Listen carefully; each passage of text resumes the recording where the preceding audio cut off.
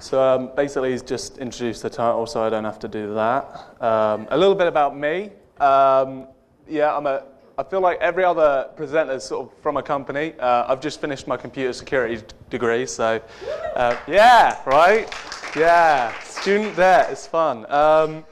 So in my spare time, I reverse engineer malware and firmware and software, but I thought I'd do something a little bit exotic for a conference. I thought I'd do something a little bit different that I don't normally do. I've also done some things with bug bounties. Basically, I just like complex problems, unless it's maths, and then I'm absolutely not there. No way. So I feel like a lot of people think open source intelligence isn't cool. A lot of people just see it as something that a nation state does or something that people just do to analyze data that's public, and fair enough, that is it. But you can get some really interesting analysis from public data, and actually some really interesting ideas and results from it. So I think it's really good to sort of just look into it a little bit more. Just quickly, who would do open source intelligence? Well, nation states, obviously. Financial firms, obviously, they want to look at current affairs and what people believe in and what they're doing. Also, protesters and journalists on the other side also want to make sure that they evade government OSINT tools, and also want to make sure that their sources are safe from being tracked in somewhat. And also businesses that care about the insider threat, basically. So could be anyone. So when I looked at open source intelligence, a lot of people looked at user-generated content and semantic analysis, and that was really interesting. But one of the major things for me was looking at connections, because basically no one really looks into it. And also, I mean, people lie on the internet. It's all about fake news and things like that. And so I thought it'd be better to look at something that was more solid about interactions and what people actually do.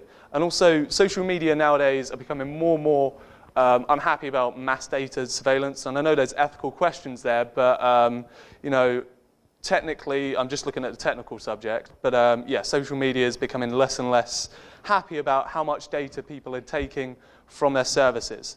So my aim was to make a tool, basically, or research more about how we could gather information in some manner without an API key, because ReconNG already gathers information, so I don't need to do that. I want to do it without being authenticated whatsoever, and just grab it via an internet connection.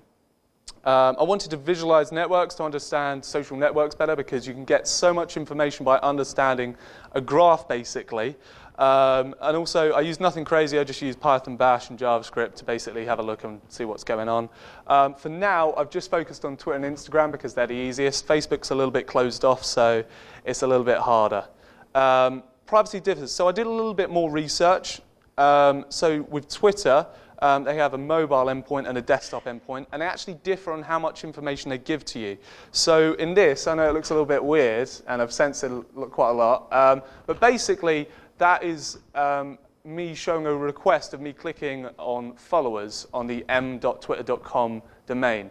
And essentially, it's giving you information using their API without you having an API key or an authentication whatsoever. You're just using your IP. So it's interesting.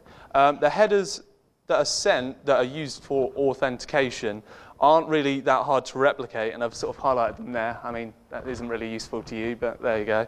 And essentially, every request where you ask for followers, you'll get 20 followers. That's how much you get from the request. And you get a limit within the API. This is the same if you register an application, 15 requests in 15 minutes. So that's every minute, essentially.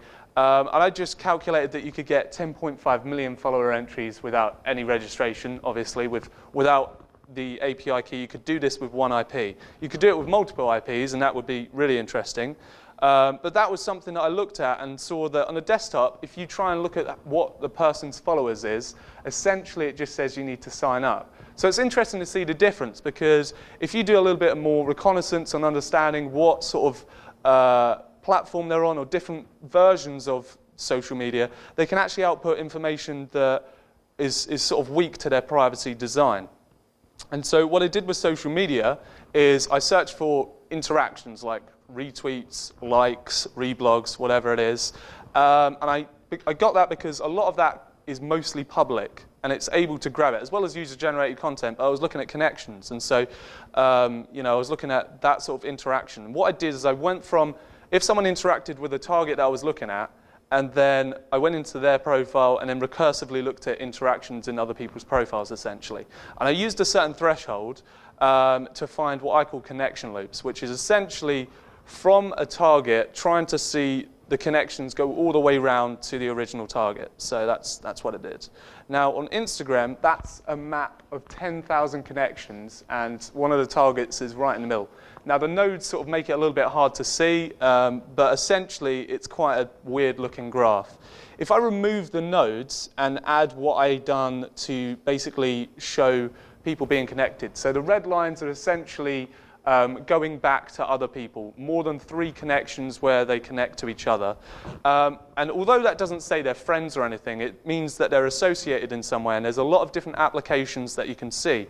And also it's interesting to see that some of these actually go right back to the middle from the edge. So we see at the bottom left, there's quite a lot at the bottom of that network, although there's only 10,000 connections. But at the top right, there's virtually nothing going on there. So it's quite interesting to have a look at that and sort of analyze that in some manner.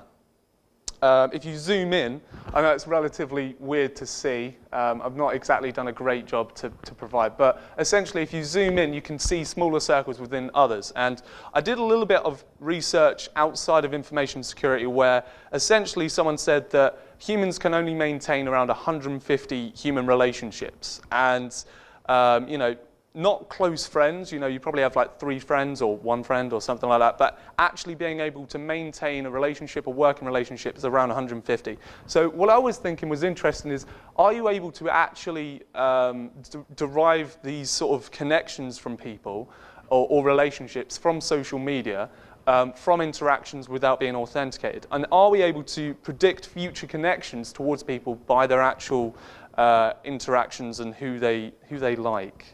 So what I found, also I did a little bit of recent analysis where I took an account that was abusing the hashtag Manchester attack and essentially looked at what these people were doing and the network they were done in social media. So I wanted to see that, well, eventually I found out that circles can eventually, or connection loops can eventually identify active users. And what I found is I researched the Pareto principle, which shows the vital few. So the 20% do the most work where they sort of are very active and bring in information, and there's 80% that just listen or just look at it or retweet it or whatever.